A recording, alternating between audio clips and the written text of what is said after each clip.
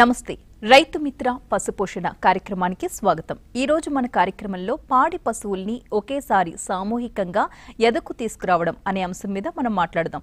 మనతో పాటు సిద్ధంగా ఉన్నారు డాక్టర్ కె విజయ్ కుమార్ రెడ్డి గారు, రంగారెడ్డి జిల్లా పశుసంవర్ధక శాఖ అధికారి। విజయ్ కుమార్ రెడ్డి గారు నమస్తే అండి।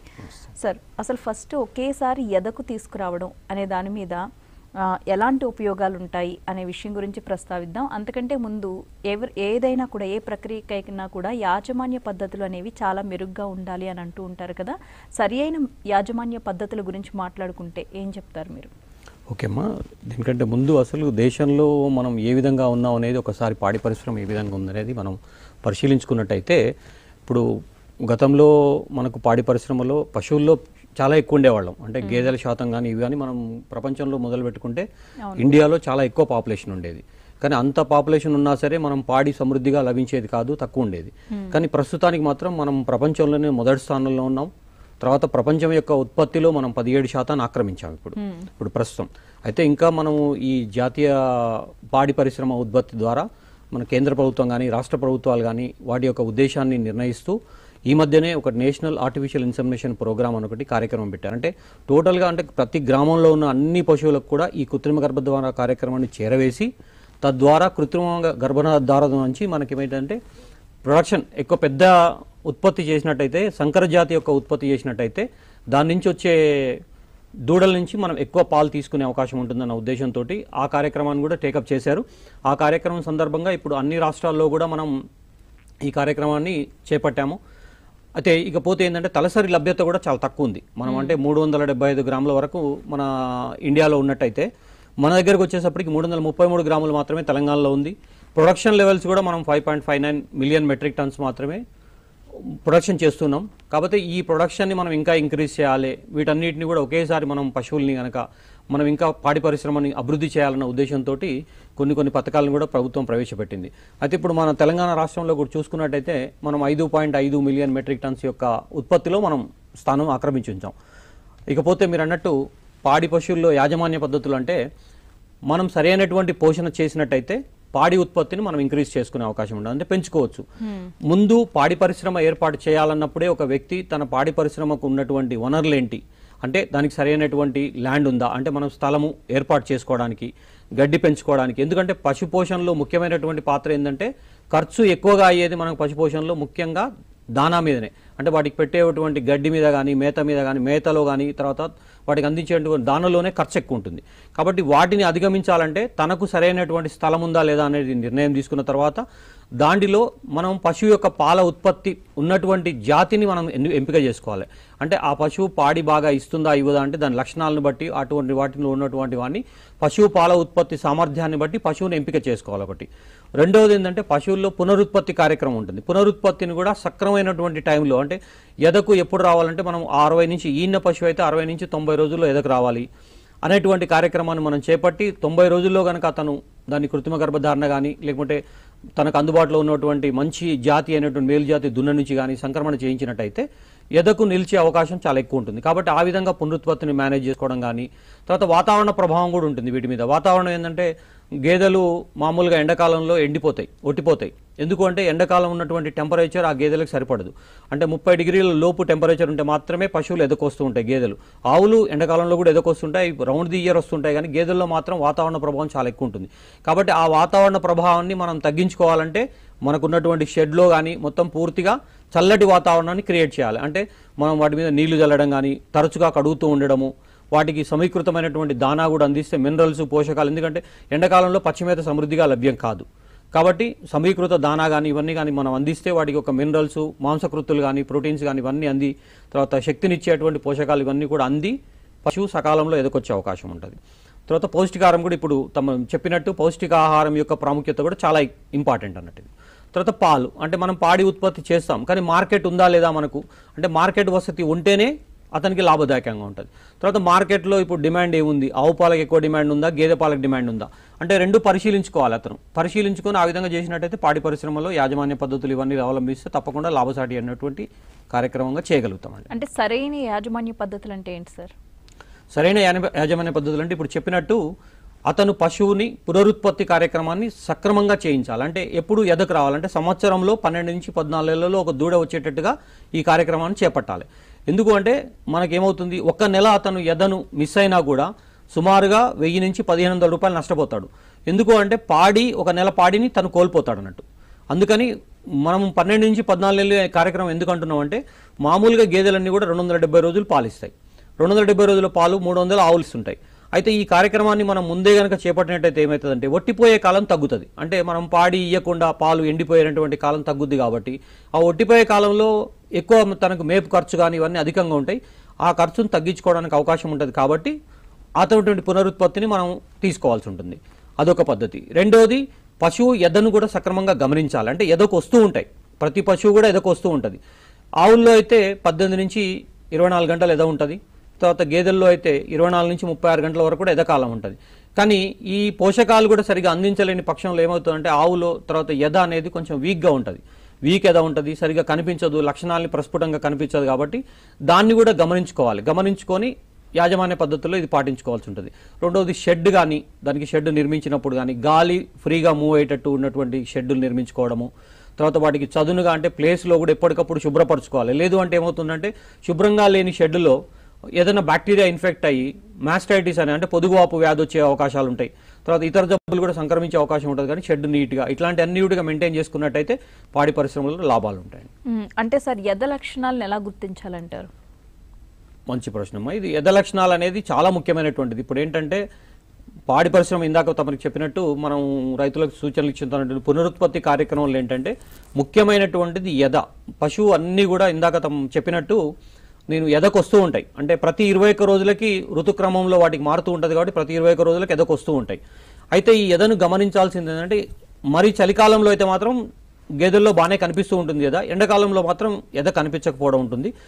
సాధారణంగా ఏమవుతుందంటే ఎద వచ్చిన పశువులన్నీ కూడా టెంపరేచర్ కొంచెం ఎక్కువ ఉండడం, తర్వాత షెడ్డులోంచి అంటే మనం ఉన్న సామూహికంగా ఉన్నటువంటి పశువులోంచి కొంచెం పక్కకు ఉండడం కానీ, తర్వాత అతిగా ప్రవర్తించడం ఒకటి, తర్వాత మానం ఉబ్బినట్టు ఉండడం కానీ, తర్వాత మానం యొక్క కొంచెం మనం దాన్ని చూసినట్టయితే దాంట్లో రక్తం ఉబ్బి ఉండి కొంచెం లావుగా ఉండడము, తర్వాత తెల్లటి తీగలేస్తూ ఉంటుంది.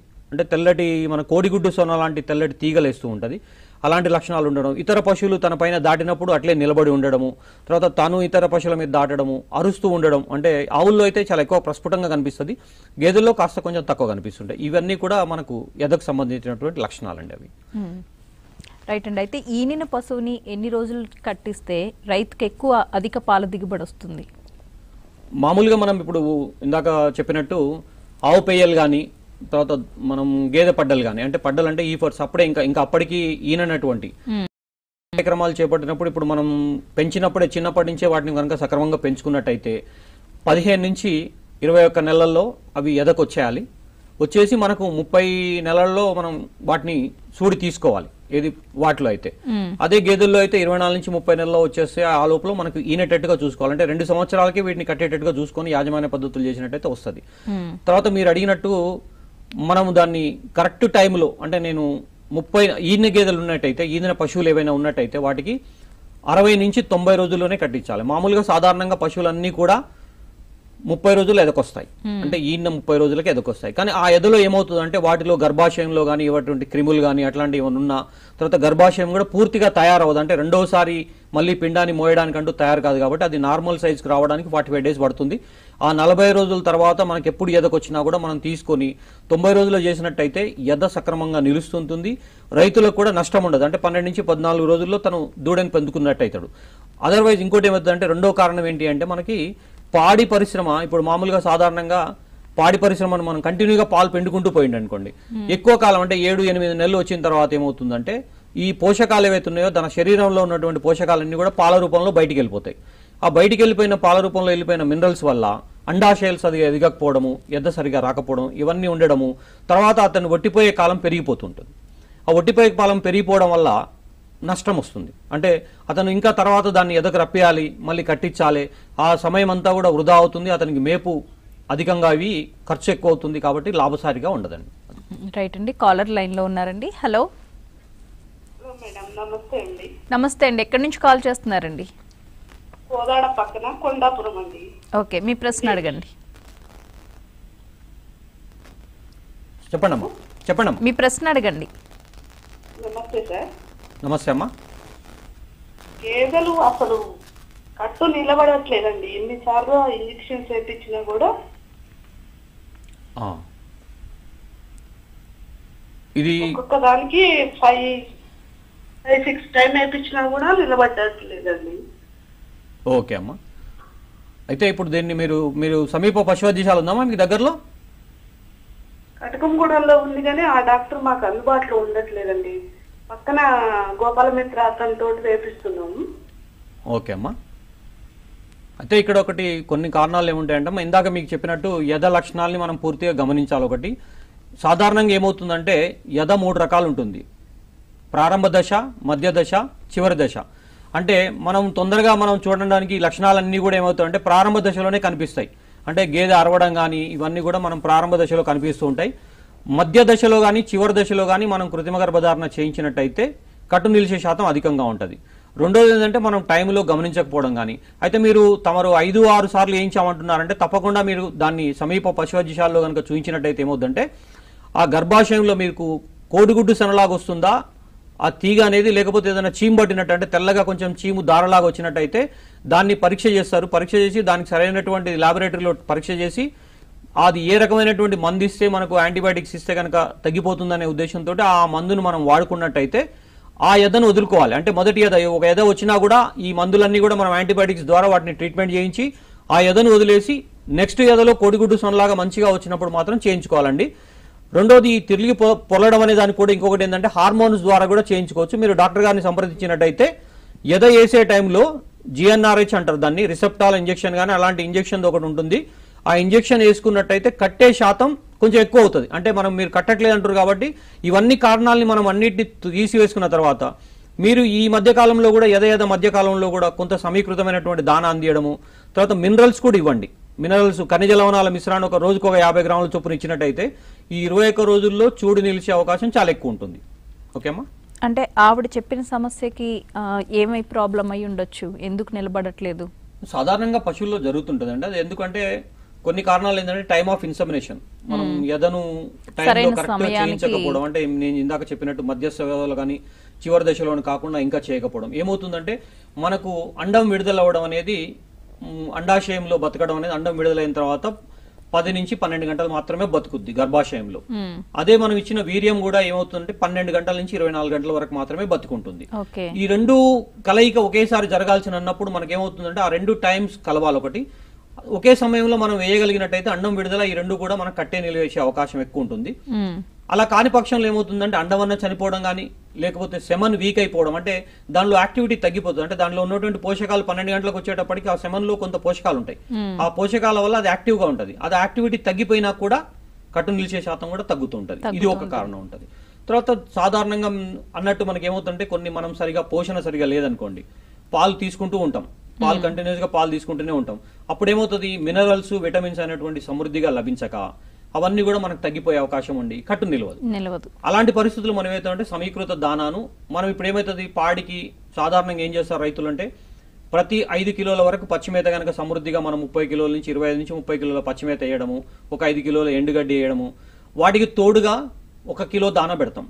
కాకుండా ఇప్పుడు ఏమవుతుందంటే 5 కిలోలు దాటిన, అంటే 5 లీటర్లు దాటి, అంటే 10 లీటర్లు ఇస్తుంది అనుకోండి మా గేదె, ఆ 5 లీటర్ల పైన ఉన్నటువంటి 2.5 లీటర్లకి మనం ప్రతి 2.5 లీటర్కి 1 కేజీ చొప్పున దానా కనుక ఇచ్చినట్టయితే వస్తుంది. వీటికి ఇంకా ఏంటంటే ఈ దానా పాడి ఉత్పత్తికి మాత్రమే ఉపయోగపడుతుంది కాబట్టి 500 నుంచి 100 గ్రాములు అదనంగా ఇవ్వాలి. అంటే ఏదైతే పాడి ఉత్పత్తికి మనం అందిస్తున్నామో అంతకు అదనంగా 500 నుంచి 1000 గ్రాములు, అంటే 1 కిలోగ్రాముల వరకు, 1 కేజీ వరకు కనుక మనం దానా అందించినట్టయితే అది పోషకాలకు ఉపయోగపడి అండాలు మంచిగా ఎదిగి అండాశయాల నుంచి మనం అండం విడుదలవ్వడము కట్టే అవకాశం ఎక్కువ ఉంటుంది.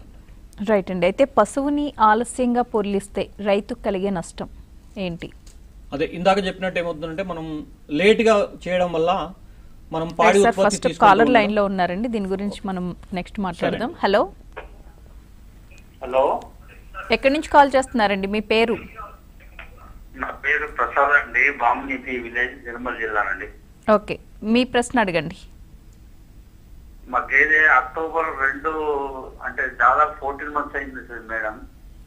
ఓకే, డాక్టర్ గారు చెప్పండి. అంటే 14 మంత్స్ అయింది, మరి ఎదగు రాలేదు ఇంతవరకు.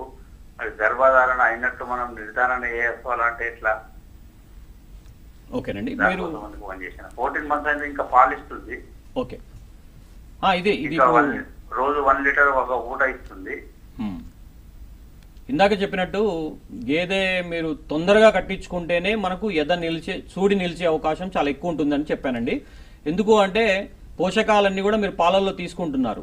దానికి ఇంకోటి ఏమైతే, మీరు పాడి తగ్గిపోయిన తర్వాత ఏమవుతుందంటే సరైనటువంటి సమీకృతమైనటువంటి దానా అందించాం. ఎందుకంటే ఏ రైతుకైనా లాభదాయకంగా లేనప్పుడు దాన్ని ఫీడ్ చేయం కాబట్టి ఆ దానా కూడా తగ్గిస్తూ పోతుంటాం కాబట్టి పోషకాలన్నీ తగ్గిపోవడం వల్ల నిలవకపోయే అవకాశం ఉంటుంది.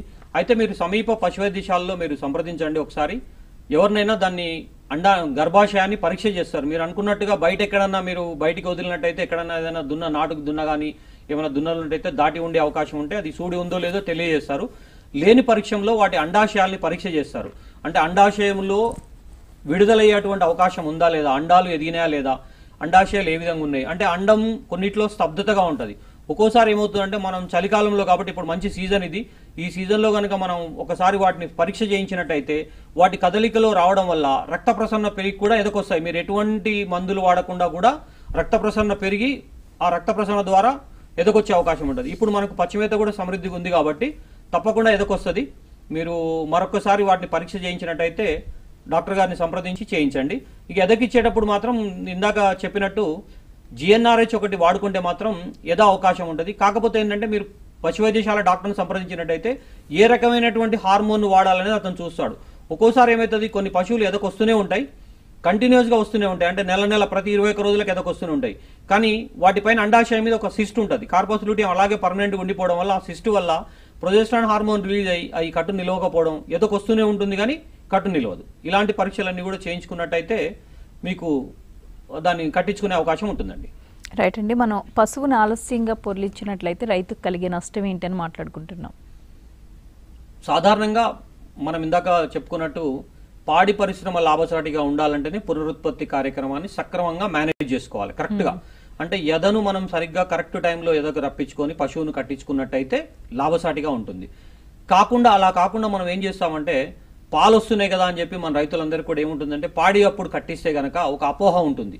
అరే పాడి టైంలో మనం కట్టించినట్టయితే ఈ పశువు ఎదకు రాకుండా పోతుంది, మళ్ళీ పాడి ఇవ్వకుండా పోతుంది, పాడి సంపద తగ్గిపోతుంది, మనకు కష్టం అవుతుంది కాబట్టి కట్టించొద్దు అన్న ఒక అపోహ ఉంటుంది. కానీ ఇందాక చెప్పినట్టు అట్లా కట్టియకపోవడం వల్ల ఏమవుతుందంటే ఒక 7 నెలలు 8 నెలలు అలాగే పాలించుకుంటూ పోయిందండి. దానిలో ఉన్నటువంటి పోషకాలు పోవడం వల్ల ఎదకు రాకుండా పోవడము, తర్వాత ఒట్టిపోయే శాతము, ఊరికే తను మేపాల్సిన అవకాశం ఉంటుంది. ఎక్కువ మేపడం వల్ల కూడా నష్టం జరుగుతుంది. ఇందాక చెప్పినట్టు ఒక్కసారి అంటే ఒక 21 రోజులు కనుక మనం ఎదను మిస్ అయినట్టయితే 1000 నుంచి 1500 రూపాయలు నష్టపోయే అవకాశం ఉంది.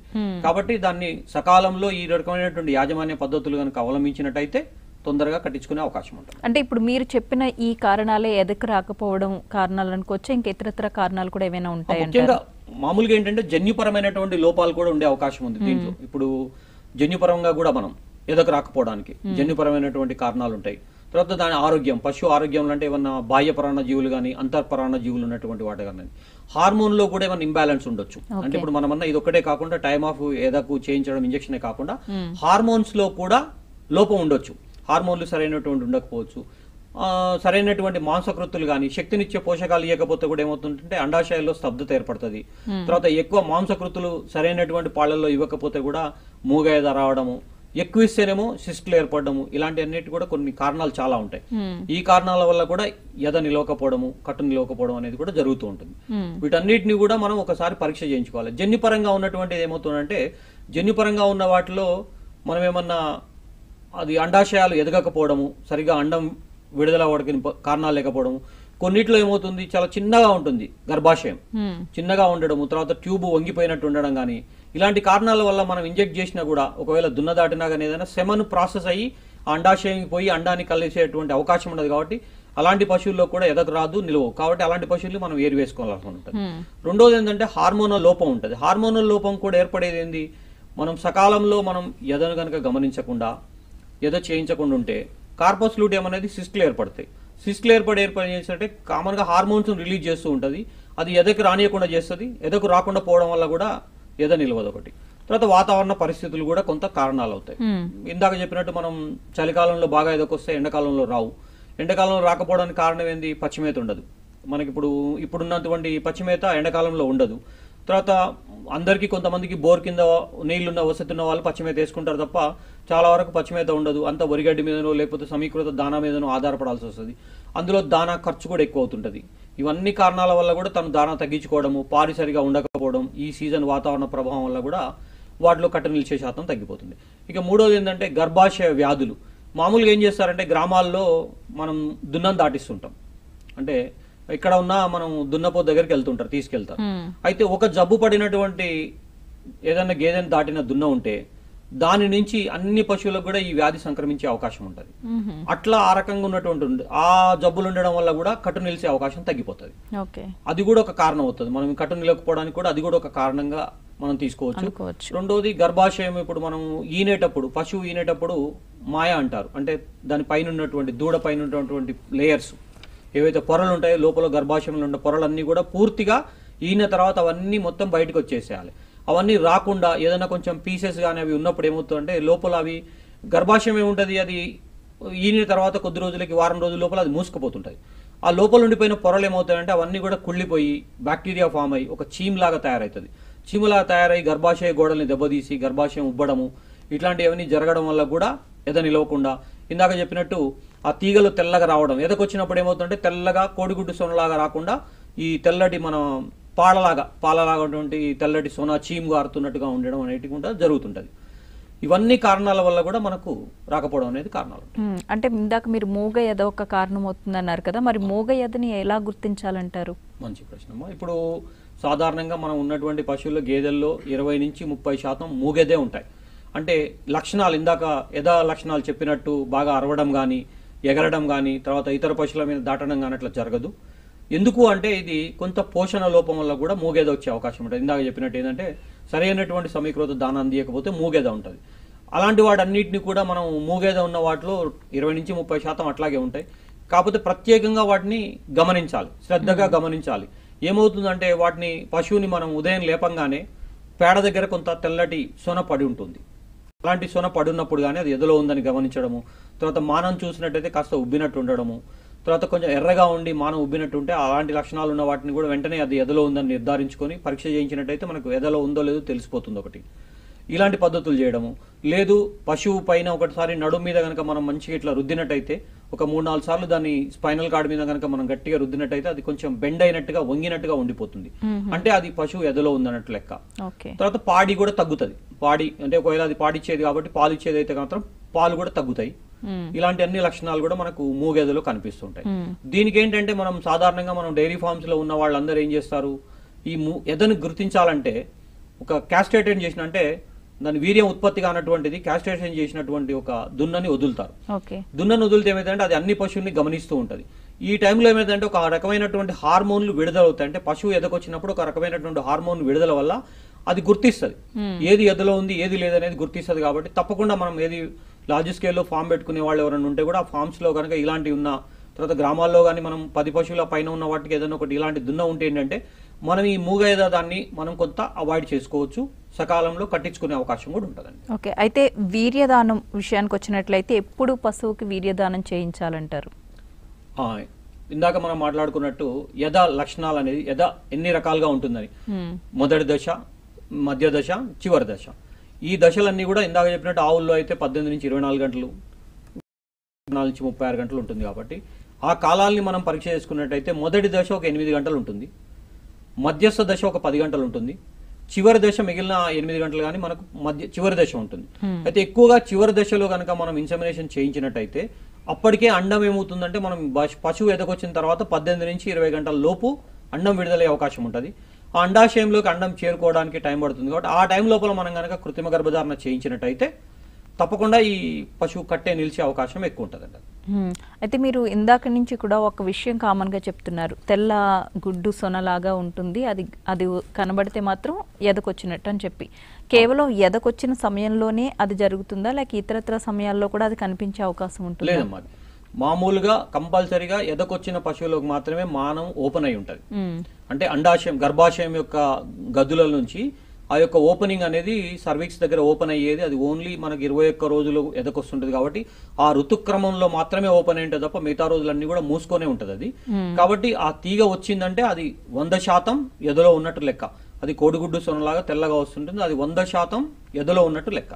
ఓకే, అయితే ఈ వీర్యదానం చేసే కార్యక్రమం ఎవరి ద్వారా చేపడుతున్నారు సార్? మంచి ఇప్పుడు ప్రస్తుతం ఏంటంటే ప్రభుత్వం సంకర జాతి ఉత్పత్తి చేయాలనేది, మనం ఇందాక అనుకున్నట్టు పాడి పరిశ్రమను మనం ఇంక్రీజ్ చేయాలి, పెంచాలనేటువంటి కేంద్ర ప్రభుత్వం కానీ రాష్ట్ర ప్రభుత్వం కానీ సంకల్పించుకున్నటువంటి కార్యక్రమాలు చేపడుతున్నారు. ఇది గత 30 సంవత్సరాల నుంచి కూడా మనం కార్యక్రమం చేస్తూ వస్తున్నాం. రాష్ట్ర ప్రభుత్వం నుంచి పశుసంవర్ధక శాఖ ఈ కార్యక్రమాన్ని దిగ్విజయంగా చేపడుతుంది. ఇంకా కూడా మనం చాలా పూర్తిగా ఇంకా కొన్ని విలేజ్లో గ్రామాల్లో పూర్తిగా మనం అందించలేకపోతున్నాం. ఎందుకు అంటే మనకున్నటువంటి హాస్పిటల్లో ప్రతి హాస్పిటల్లో ఈ ఫెసిలిటీ ఉంది. అయితే హాస్పిటల్లో ఉన్నటువంటి ఆ గ్రామాలు ఒక 2-3 గ్రామాలకు మాత్రమే మనం ఈ సౌకర్యం అందిస్తున్న ఉద్దేశంతో కేంద్ర ప్రభుత్వం వారి సహకారంతో రాష్ట్ర ప్రభుత్వంలో కానీ గోపాలమిత్ర అనే ఒక పథకాన్ని ఏర్పాటు చేశారు. అంటే ఇంటి ముందే ఇప్పుడు ఏమవుతుందంటే గతంలో మనం పశువులు ఉన్నప్పుడు మన ఇంటి దగ్గర పని వాళ్ళు ఉండేవాళ్ళు, వాళ్ళు తీసుకొచ్చి వాటిని పశువులను తీసుకురావడము, హాస్పిటల్ తీసుకురావడానికి కూడా వర్కర్స్ ఉండేవాళ్ళు, ఫ్రీగా ఉండేది, వాళ్ళు తీసుకురావడానికి అవకాశం ఉంది. ఇప్పుడు ఏమైపోయింది, అగ్రికల్చర్ మనకు పెరిగిపోయింది, కుటుంబాలన్నీ కూడా వేరైపోయినాయి. ఎవరు కూడా పశువుని హాస్పిటల్ తీసుకొచ్చేంత సమయం కానీ వెచ్చించలేకపోతారు. కాబట్టి వారింటి దగ్గరే మనం కృత్రిమ గర్భధారణ చేయించాలి ఒకటి. రెండోది ఏంటంటే మనం ఈ పశువును తోలుకొచ్చే సమయంలో ఏమవుతుంది, మన రైతులు కొట్టుకురావడము, దాన్ని అదిలిచ్చడము, బెదిరియడము వస్తుంది. అది పరిగెత్తుకుంటూ రావడం వల్ల ఏమవుతుందంటే హార్మోన్ రిలీజ్ అయిపోయి ఆ హార్మోన్ వల్ల కూడా కట్టు నిలిచే అవకాశం తగ్గుతుంది. కాబట్టి కృత్రిమ గర్భధారణ కార్యక్రమం ఇంటి వాతావరణ పరిస్థితుల్లోనే చేస్తే గనక ఆ ఇంటి వాతావరణానికి అది అలవాటు పడి ఉంటుంది. ఆ వాతావరణంలో మనం సక్రమంగా మనం చేసినట్టయితే అది ఎగరకపోవడం, ఫ్రైటన్ కాకపోవడం, ఆ హార్మోన్ రిలీజ్ కాకుండా కట్టు నిలిచే అవకాశం ఉంటుందన్న ఉద్దేశంతో గోపాలమిత్ర అనే స్కీమ్ని ప్రవేశపెట్టాం. ఈ మధ్యనే ఇంకా కూడా పశుమిత్రాలని మహిళలు కూడా కొంతమంది ఔత్సాహికులు ముందుకు వస్తున్నారు. వారందరికీ కూడా సెర్ప్ వారి ద్వారా మన రాష్ట్ర ప్రభుత్వం వాళ్ళందరికీ ట్రైనింగ్ శిక్షణ ఈ కార్యక్రమం ఇప్పించింది.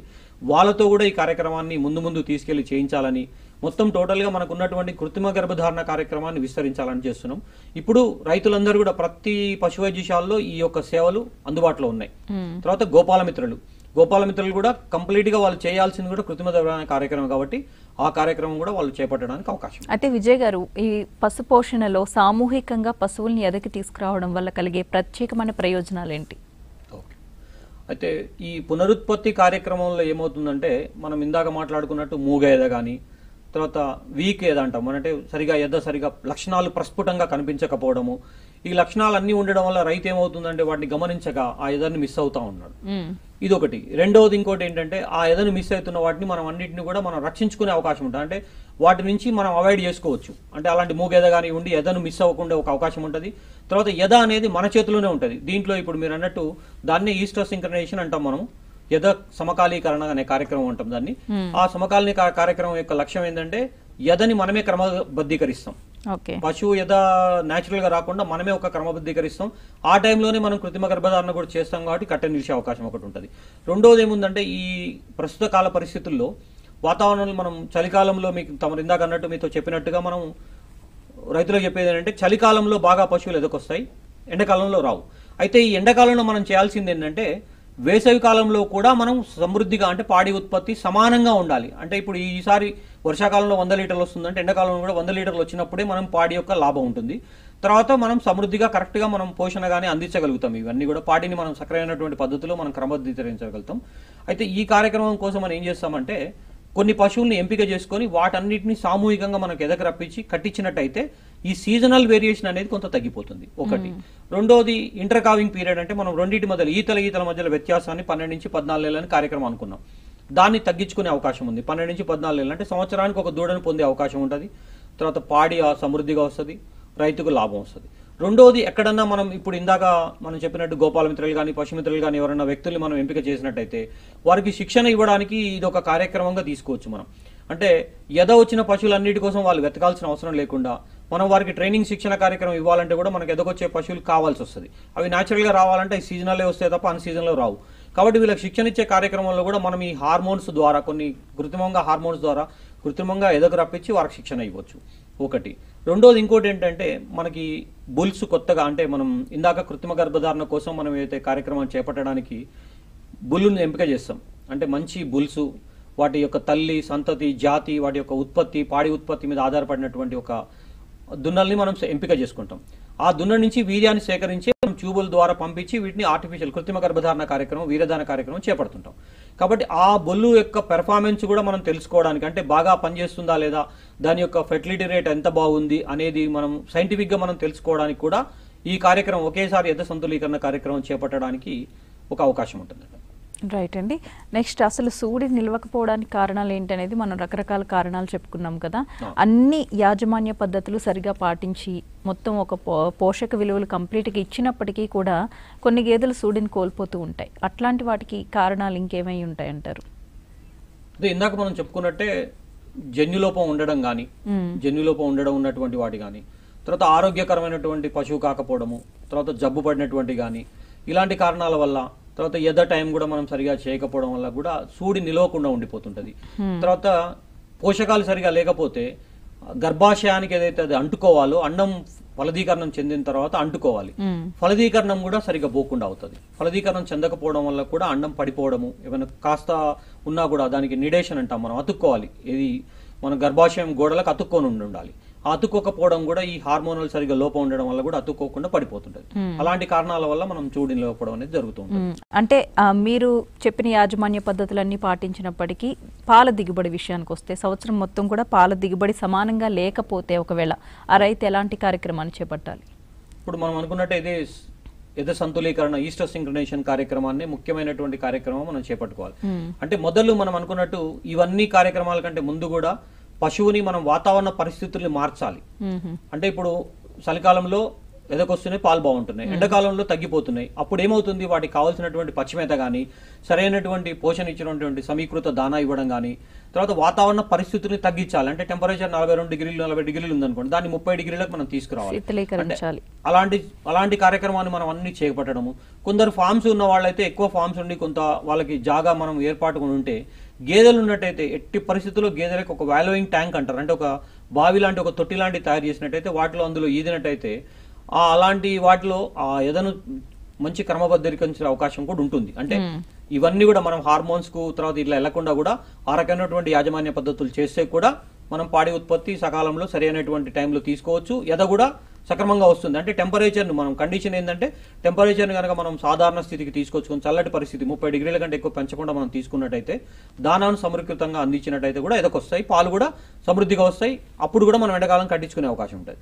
కానీ మనం ఇవన్నీ గమనించలేము, మూగేద కానీ వీటన్నిటిని కూడా పరిశీలించలేము. కాబట్టి ఇలాంటి పరిస్థితుల్లో మనం ఏం చేయాలి, ఎద సంతులీకరణ అనే కార్యక్రమం ఒకటి మనం చేపడితే దాని ద్వారా కూడా మనం పాడిని సకాలంలో అన్ని రకాల సీజన్స్ లో కూడా సరైనటువంటి పాడిని మనం పొందే అవకాశం. అంటే అన్ని పశువుల్లో కూడా మీరు అన్న ఈ ఎద సమలీకరణ అనేది చేపట్టవచ్చు అంటారా? ఇక్కడ ఒకటమ్మా, మొదలు ఏంటంటే ఎద సంతులీకరణ చేయాలంటే పశువు యొక్క ఆరోగ్య పరిస్థితి కూడా మనం గమనించుకోవాలి. అంటే అది ఆరోగ్యవంతంగా ఉండాలి ఒకటి. రెండోది పశువు ఆరోగ్యంగా ఉండాలి, దాని జన్యుపరంగా ఏ రకమైనటువంటి లోపాలు లేకుండా చూడాలి. తర్వాత ఎండిపోయిన ఈ బక్క చిక్కిన వాటిని మాత్రం ఈ కార్యక్రమంలోకి ఎంపిక చేయవద్దు. తర్వాత ఏ రకమైనటువంటి జబ్బులు లేకుండా కూడా నిర్ధారించుకోవాలి. డాక్టర్తో కనుక మనం పరీక్ష చేయించుకున్నట్టయితే అది జబ్బులు ఉన్నాయా లేదా అనేది మొత్తం నిర్ధారణ చేయించుకున్న తర్వాత డాక్టర్ గారి పర్యవేక్షణలోనే ఈ కార్యక్రమంతో కూడా చేపట్టాలి. ఆ గర్భకోశంలో ఏమైనా జబ్బులు ఉన్నా కూడా అలాంటి వాటిని కూడా మనం తీసుకోవద్దు.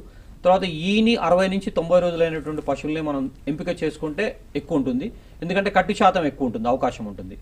ఇలాంటి పశువులు మాత్రమే మనం వీటిలోకి తీసుకోవాల్సిన అవకాశం ఉంటుంది. జబ్బులున్న వాటిని వీటన్నిటిని మనం తీసుకోవడం వల్ల ఏమవుతుందంటే వాటి నుంచి మనం ఈ రకమైనటువంటి మనం ఏదైతే అనుకుంటున్నాం ఆశించినటువంటి లక్ష్యాన్ని మనం పొందలేకపోతాం. అట్లా అంటే సంతులీకరణ చేయడానికి ముందు ఎలాంటి చర్యలు చేపట్టాలంటారు రైతులు? ఎద సంతులీకరణ చేయడానికంటే ముందు మనము కార్యక్రమం చేపట్టాల్సింది ఏంటంటే పశువుల యొక్క గర్భాశయ స్థితి, ఇందాక చెప్పినట్టు పశువుల యొక్క గర్భాశయ స్థితి ఏ విధంగా ఉంది అంటే ఆ స్థితిలో మనం వాటిని పరీక్ష చేయించుకోవాలి. డాక్టర్ తోటి పరీక్ష చేయించినట్టయితే జబ్బులు ఉన్నాయా లేవా అనేది ఒకటి తెలుస్తుంది. రెండవది, ప్రతి పశువు కూడా మనం డీవార్మింగ్ మందులు తాపించాలి.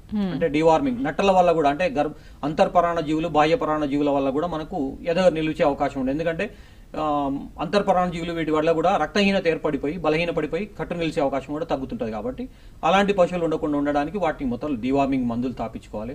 తర్వాత ఏమన్నా యాంటీబయాటిక్స్ మందులు కానీ ఈ కార్యక్రమం చేపట్టడానికంటే ఒక 2 వారాల ముందే మనం 1 కేజీ అదనంగా దానా, ఇప్పుడు పాడికి ఇందాక అనుకున్నట్టు పాడికి మనం ఏదైతే దానా ఇస్తూ ఉన్నామో ప్రతి కిలోకి 2.5 కిలోలకి 1 కిలో చొప్పున దానా ఇస్తున్నామో దానికంటే కూడా ఒక రెట్టింపు 5 నుంచి 100 1000 గ్రాములు మనం ఎక్స్ట్రా అదనంగా దానా ఇచ్చినట్టయితే ఒక 2 వారాలు ఇచ్చుకోవాలి ఈ కార్యక్రమం చేపట్టడానికంటే ముందే. తర్వాత ఒక 50 గ్రాముల మినరల్ మిక్చర్ కూడా మనం దీని వెంట ఇచ్చినట్టయితే ఇవన్నీ కూడా సమృద్ధిగా ఉంటాయి. వాటి గర్భాశయం యొక్క స్థితిని తయారు చేస్తాయి, అంటే మనం తీసుకునే కార్యక్రమానికంటే ముందు తయారు చేస్తాయి. కాబట్టి అలాంటి వాటిని చేయించుకోవాలి. అంటే ఈ పద్ధతులు ఎన్ని రకాలు, వాటిని ఎలా ఎంపిక చేస్తారు? అంటే పద్ధతుల్ని ఎంపిక చేయాలంటే మొదలు మనం అనుకున్నట్టు పశువుని ఎంపిక చేసినప్పుడే, అంటే మనం గర్భాశయం యొక్క స్థితిని మనం పరీక్ష చేసినప్పుడు గర్భాశయ స్థితి పరీక్షను చేసి దాని ద్వారా అండాశయాలు స్తబ్దుగా ఉన్నట్టయితే, అంటే అండం మీద ఎటువంటి బుడిపెలు కానీ అండాశయాల మీద బుడిపె కానీ ఏమీ లేనప్పుడు డాక్టర్లు పరీక్ష చేసి ఇది ఏ సైక్లిక్ అని కానీ, ఇంకోటి సైక్లిక్ అంటే అండాశయాలు వస్తూ ఉంటాయి కానీ వస్తూ ఉన్నటువంటి పశువుల్ని 2 భాగాలుగా విడగొట్టాలి. 2 భాగాలుగా విడగొట్టి వాటికి ఏ రకమైనటువంటి ప్రోటోకాల్స్ మనం చేయాలనేది దాన్ని బట్టి మనం చేసుకోవచ్చు. రెండోది ఏంటంటే ఎద సంతులీకరణ చేయడానికి మనం హార్మోన్స్ యూజ్ చేస్తూ వాటి యొక్క సైకిల్స్ ద్వారా తీసుకుంటాం. ప్రొజెస్ట్రాన్ హార్మోన్ 1, 2 GnRH, ప్రోస్టాగ్లాండిన్స్, ఈ హార్మోన్స్ ద్వారా మనం ఎద సంతులీకరణ కార్యక్రమాన్ని చేపడతాం. ఓకే, అయితే మీరు అన్నట్లుగా ఈ ఏసైక్లిక్ మరియు సైక్లిక్ పశువుల్లో ఎద సంతులీకరణ ఏ పద్ధతుల ద్వారా చేపట్టాలి? ఓకే అమ్మా, అయితే వీటికంటే ముందు ఒకసారి చెప్తాను. మనకేంటంటే గతంలో ఎద్దు సంతులీకరణ కార్యక్రమం చేపట్టాం. అంటే ఇది రాష్ట్ర ప్రభుత్వం కూడా దీన్ని గత ప్రభుత్వంలో చేపట్టింది. గ్రామాల్లో కూడా మనం అన్ని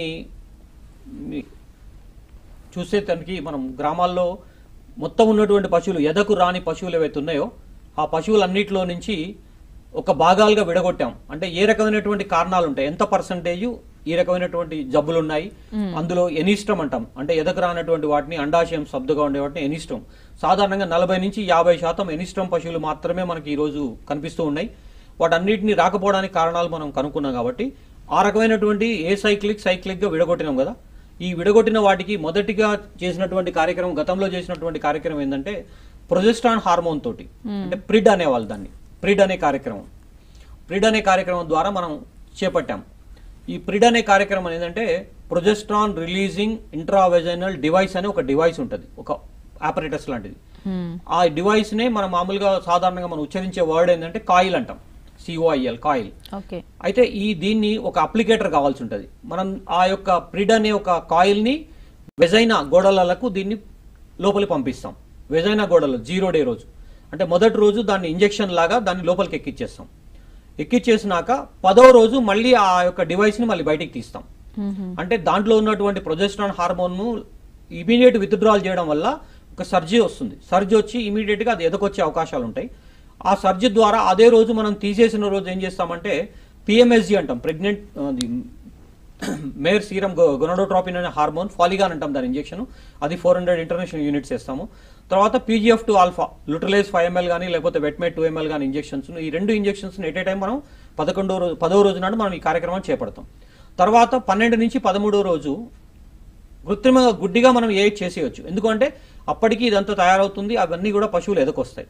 అయితే 12వ రోజు 13వ రోజు 2 రోజులు చేయమంటున్నాం. ఎందుకు అంటే ఈ ఎదలో కొన్నిట్లో కొన్ని డిస్టర్బెన్సెస్ ఉండే అవకాశం ఉంటుంది, ప్రొలాంగ్డ్ హీట్ కానీ ఇట్లా ఉండేటువంటి అవకాశాలు ఉంటాయి. కాబట్టి దానిలో మనం లేట్గా వచ్చే అవకాశం ఉంటుంది, కొన్నిసార్లు అండం విడుదలవడం కూడా లేట్ అవుతుంది. కాబట్టి 12వ రోజు 13వ రోజు రిస్క్ తీసుకోకుండా 2 రోజులు కూడా మనం ఈ కృత్రిమ గర్భధారణ కార్యక్రమం చేపట్టినట్టయితే కట్టే అవకాశం ఉంటుంది. ఇది ఒక రకమైనది ప్రొజెస్ట్రాన్ హార్మోన్ ద్వారా. ఇంకోటి రెండోది ఏం చేసేవాళ్ళం అంటే సింక్రోమేట్ అని ఒక ఆపరేటర్స్ ఉండేది. సింక్రోమేట్ అనేది ఒకటి, దాన్ని మనం చెవు పొర కింద, అంటే చెవు కింద ఉన్నటువంటి స్కిన్ కింద మనం దీన్ని ఇంజెక్ట్ చేస్తాం. దాన్ని ఆపరేటర్స్ని పెడతాము. అదే రోజు సింక్రోమేట్ B అనే ఒక ఇంజెక్షన్ 2 ml ఇంజెక్షన్స్ మనం 0 డే నాడు చేస్తాం మొదటి రోజు. ఆ తర్వాత 10వ రోజు నాడు పై కార్యక్రమం లాగానే 10వ రోజు నాడు మళ్ళీ ఈ ఆపరేటర్స్ని చెవు నుంచి తీసేస్తాం. తీసేసి సేమ్ అదే మనం HCG ఫాలిగాన్ ఇంజెక్షన్ ఒకటి ఇస్తాము. ఫాలిగాన్ ఇంజెక్షన్ తర్వాత ప్రొజెస్ట్రాగ్లాండిన్ ఇంజెక్షన్స్, అంటే లుటలైజ్ కానీ వెట్మేట్ కానీ ఇంజెక్షన్స్ ఇస్తాము.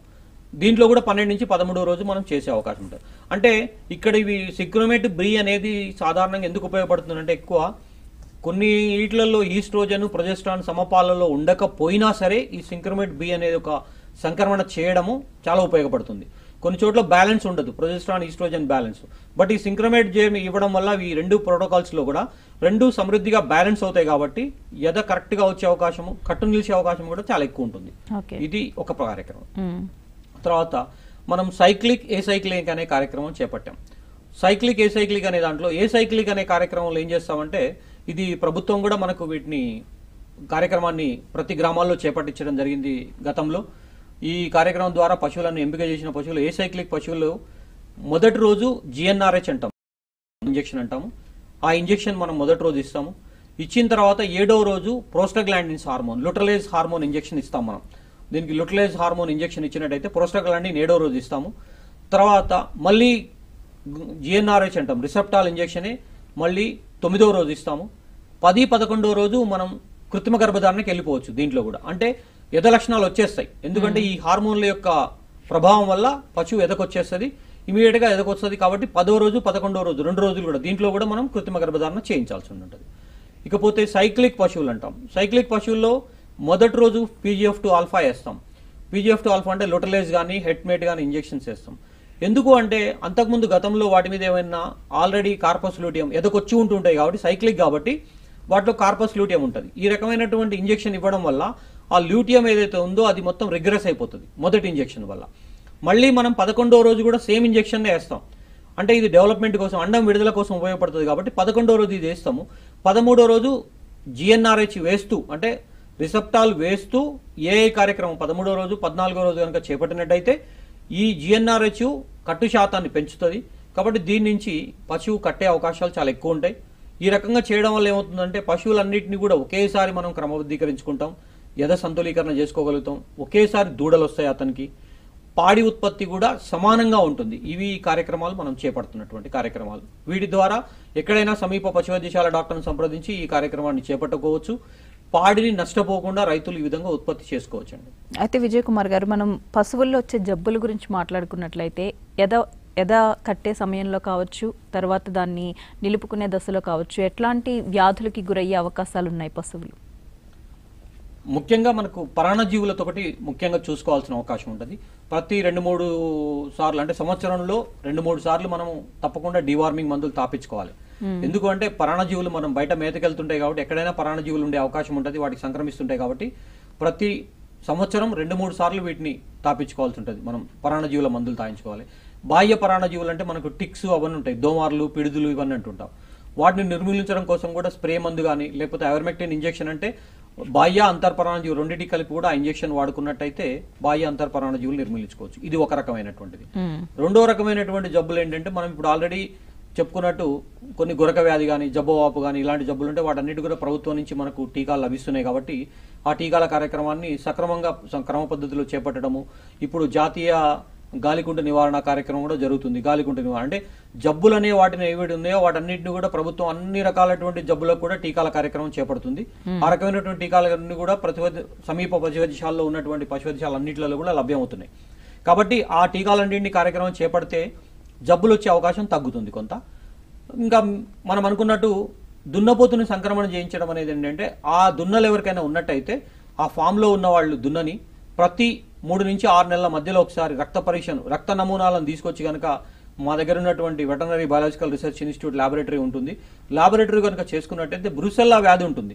బ్రుసెల్లా వ్యాధి వల్ల ఎప్పుడు కూడా కట్టు నిలిచినా ఈడ్చుకుపోయే అవకాశం ఉంటుంది. అంటే అది 7 నెలలలోపు 8 నెలలలోపు కూడా ఈడ్చుకుపోయే అవకాశం ఉంటుంది. కాబట్టి బ్రుసెల్లా వ్యాధి ఒకసారి కనుక ఆ దున్నకు తగిలిందంటే అది అన్ని పశువులను తగ్గిస్తుంది.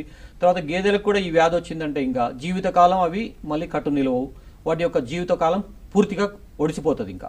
కాబట్టి ఆ దున్నలు దాటించకుండా ఉండడం కోసము ఆర్టిఫిషియల్ కృత్రిమ గర్భధారణ కార్యక్రమానికి వెళ్ళడమే చాలా శ్రేష్టమైనటువంటిది.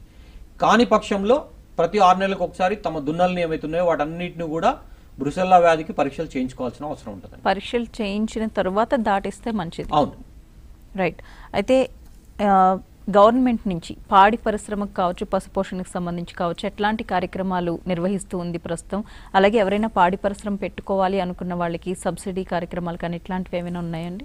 అంటే మనం లార్జ్ స్కేల్లో వాటికి కాదు కానీ ఇప్పుడు పాడి పరిశ్రమ కోసం మన రాష్ట్ర ప్రభుత్వం గతంలోనే కోఆపరేటివ్ యూనియన్స్ అంటే మిల్క్ యూనియన్స్ నార్మల్లో కానీ విజయ డైరీ వాళ్ళకి కానీ రైతులకు ఎవరైతే పాలు పోస్తున్నారో ₹4 ఇన్సెంటివ్ కూడా ఇస్తుంది ప్రభుత్వం. ఇప్పుడు ప్రతి లీటర్కి ₹4 ఇన్సెంటివ్ ఇస్తుంది. ఆ ఇన్సెంటివ్ ఇచ్చే రైతులందరినీ కూడా ఒక సమిష్టిగా ఎంపిక చేశారు. అన్ని జిల్లాల్లో కూడా ఈ కార్యక్రమం చేపట్టారు. అంటే ప్రతి ఒక్కరికి ఒక గేదె 50% సబ్సిడీ చొప్పున ఒక్కొక్కరికి ఒక్కొక్క ఆవు కానీ గేదె కానీ వారికి ఇష్టమైనటువంటి ప్రదేశాలు కొనుక్కోవడానికి ప్రభుత్వం ఈ కార్యక్రమాన్ని ఇచ్చింది. అది 50% కార్యక్రమం కంప్లీట్ చేయడం జరిగింది. మిగతా వాటిని కూడా ఇప్పుడు టోటల్గా అప్పుడు ఆ సీజన్లో మనం పశువుల లభ్యత కాక ఆగిపోవడం జరిగింది. ఇప్పుడు మళ్ళీ ఈ కార్యక్రమాన్ని త్వరలో తీసుకుపోయే కార్యక్రమం ఉంది. ఇవన్నీ కూడా ఇస్తున్నారు కోఆపరేటివ్ సెక్టార్లో. ఇకపోతే రెండవది ఏంటంటే కేంద్ర ప్రభుత్వం కూడా ఈ మధ్య కిసాన్ క్రెడిట్ కార్డ్ అనే సిస్టమ్ ఒకటి ఏర్పాటు చేసింది. అంటే ఏదైనా ఎవరైనా రైతు ఈ కోఆపరేటివ్ యూనియన్లో ప్రస్తుతం ఏం చేసిందంటే కేంద్ర ప్రభుత్వం కోఆపరేటివ్ యూనియన్లో మెంబర్షిప్ ఉన్న వాళ్ళకి, అంటే విజయ డైరీలో కానీ, మదర్ డైరీ అంట, నార్మల్ అంట మన దగ్గర, Nalgonda Rangareddy milk union limited, తర్వాత ముల్కనూర్ సొసైటీస్ కానీ, కరీంనగర్ డైరీ సొసైటీస్ కానీ, ఇట్లాంటి సొసైటీస్లు ఉన్న వాటిల్లో సొసైటీ సభ్యులకి కిసాన్ క్రెడిట్ కార్డ్ అనే ఒక సిస్టమ్, అంటే ఇంతకుముందు అగ్రికల్చర్లో కూడా ఉంది ఇది. అంటే క్రెడిట్ కార్డు మనకి ఏదైతే క్రెడిట్ కార్డ్ లాగా ఎట్లా అంటే వారికి ఉన్నటువంటి పశువులకి దానా ఖర్చు నిమిత్తము, పచ్చిమేత కొనుక్కోవడానికి కానీ, ఇవన్నీ కొనుక్కోవడానికి దాన్ని ఏమంటారు రికరింగ్ డిపాజిట్ కింద రొటేషనల్ చేసుకోవడానికి, అంటే దీన్ని మొత్తం కొనుక్కొచ్చుకొని సైక్లింగ్ చేసుకోవడానికి ఆ డబ్బుల కోసం 1,60,000 రూపాయలు ఎటువంటి హామీ లేకుండా ఇస్తుంది. 3 లక్షలు హామీతో పాటు ఇస్తుంది.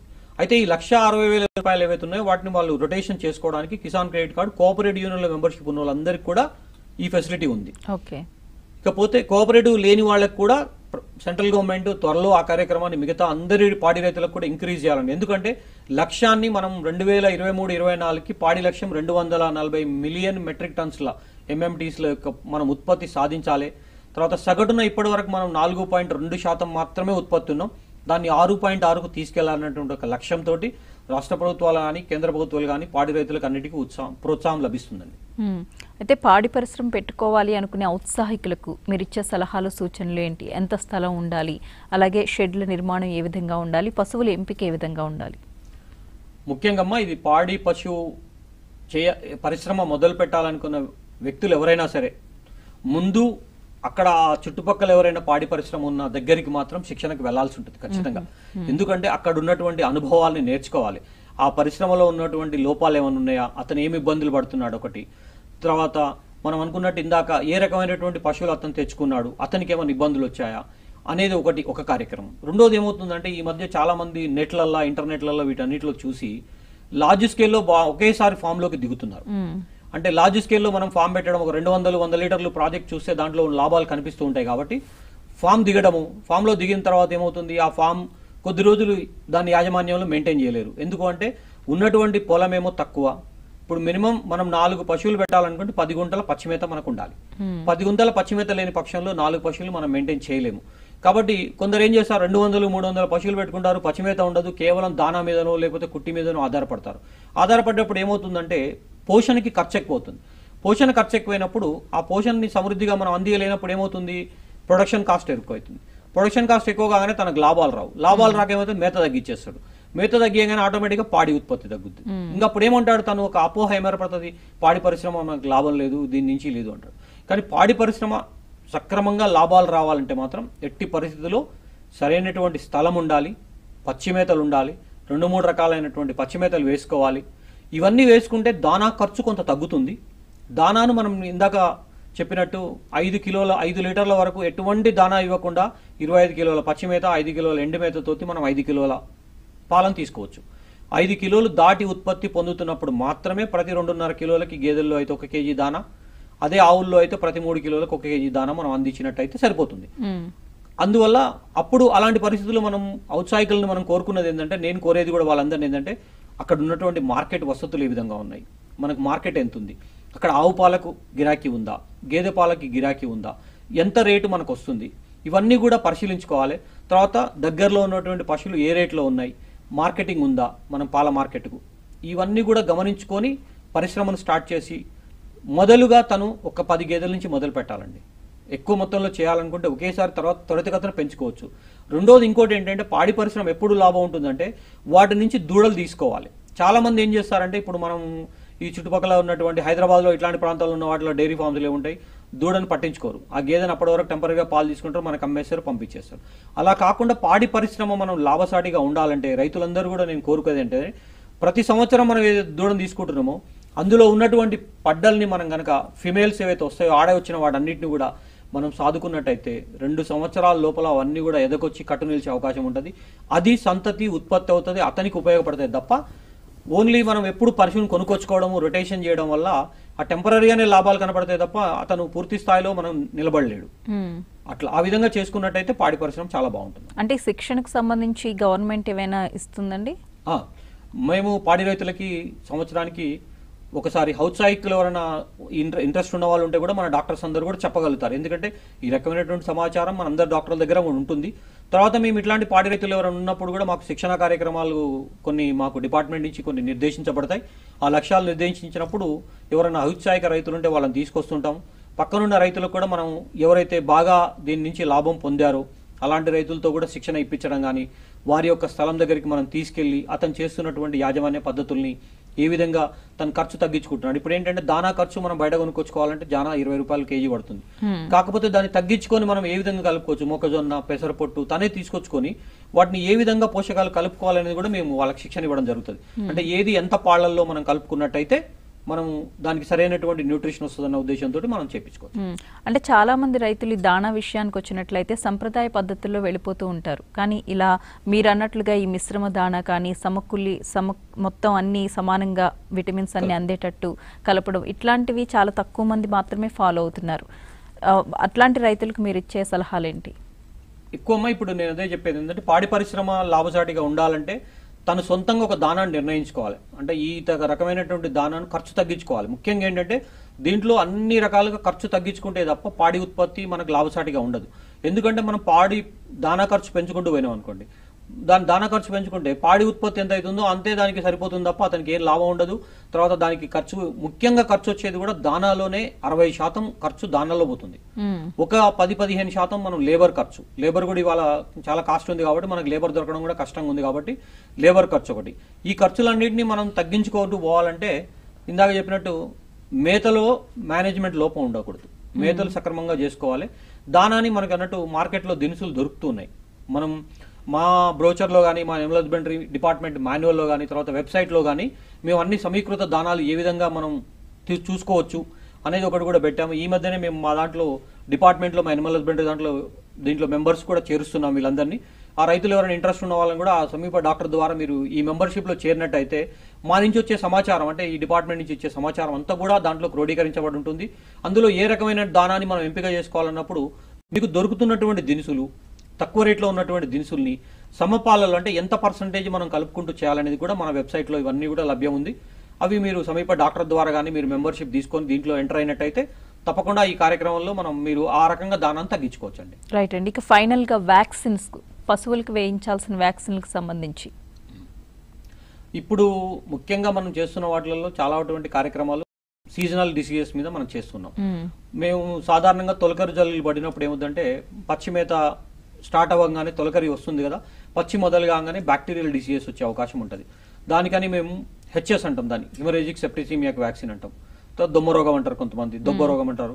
ఇట్లా రకరకాలైనటువంటి మన గొంతు వాపు అంటాం, అంటే గొంతు వాసిపోయి అదంతా కూడా వస్తూ ఉంటుంది. అయితే ఆ రకమైనటువంటి జబ్బుకి మన దగ్గర టీకా లభిస్తుంది. అవి గేదెల్లో చాలా వరకు చాలా ఎక్కువగా వస్తూ ఉంటుంది. ఇది మామూలుగా ఏంటంటే కెనాల్ బెల్ట్లో, అంటే మనం మిర్యాలగూడ కెనాల్ అటువైపు, అంటే నల్గొండలో కానీ సాగర్ కెనాల్ కింద ఉన్నటువంటి వాటి కానీ ఎక్కడైతే వాతావరణం బాగా ఎక్కువ ఉండి పొలాలు ఉన్న ఏరియాల్లో ఈ తొలకరి జల్లు పడంగానే ఎక్కువ వచ్చే అవకాశం ఉంటుంది. అలాంటప్పుడు మనం గొంతువాపు వ్యాధికి మనం టీకాల కార్యక్రమం చేసుకుంటాం. రెండో జబ్బవాపు తెల్ల పశువుల వాటికి టీకాలు చేస్తాం. ఈ రెండు కార్యక్రమాలు కూడా మేము జూన్ మాసంలోనే కంప్లీట్ చేస్తాం. అంటే తొలకరి జల్లులు జూన్ మొదలవుతాయి కాబట్టి అది ఇమ్యూనిటీ రావాలంటే 14 రోజులు పడుతుంది కాబట్టి జూన్ మాసంలో ఈ కార్యక్రమాన్ని చేపట్టడం జరుగుతుంది. రెండవది నేషనల్ గాలికుంటు నివారణ పథకం, జాతీయ గాలికుంటు నివారణ పథకం. ఎందుకంటే ఇప్పుడు మాంసం అన్ని ఎక్స్పోర్ట్ చేస్తున్నాం. ఈ ఎక్స్పోర్ట్ వాల్యూ కావాలని చెప్పి కేంద్ర ప్రభుత్వాలన్నీ కూడా బయట మనది ఫుట్ అండ్ మౌత్ డిసీజ్ ఉండడం వల్ల మన యొక్క మాంసానికి ఉత్పత్తికి తగ్గిపోయింది, ధర తగ్గింది, తర్వాత తీసుకోవట్లేదు. అయితే ఎక్స్పోర్ట్ ను ఇంక్రీజ్ చేయాలంటే మనం మాంసంలో నేషనల్ గవర్నమెంట్, సెంట్రల్ గవర్నమెంట్, కేంద్ర ప్రభుత్వం ఏం చేసిందంటే మనకు జాతీయ గాలికుంటు నివారణ కార్యక్రమం పథకం అనే దాన్ని ప్రవేశపెట్టింది. గత 5-6 సంవత్సరాలు కూడా చేస్తున్నాం. ఇప్పుడు కొత్త స్ట్రెయిన్తో కూడా మళ్ళీ మనకు ఈ కార్యక్రమాన్ని ఇచ్చింది. ఇప్పుడు ఆ కార్యక్రమం ప్రతి సంవత్సరంలో 2 సార్లు చేస్తాం, అంటే ప్రతి 6 నెలలకు ఒకసారి ఈ కార్యక్రమం చేస్తాం. ఈ కార్యక్రమం ద్వారా మనం గాలికుంటు వ్యాధి నివారణ పూర్తిగా సమూలంగా ఒక 4-5 సంవత్సరాల లోపల ఈ వ్యాధిని పూర్తిగా నిర్మూలించాలనే లక్ష్యంతో పనిచేస్తున్నాం. ఇవి రైట్ అండి. థ్యాంక్ యూ విజయ్ కుమార్ గారు. ఇది వాల్టి రైతు మిత్ర ప్రత్యేక కార్యక్రమం. నమస్తే. Thank you very much.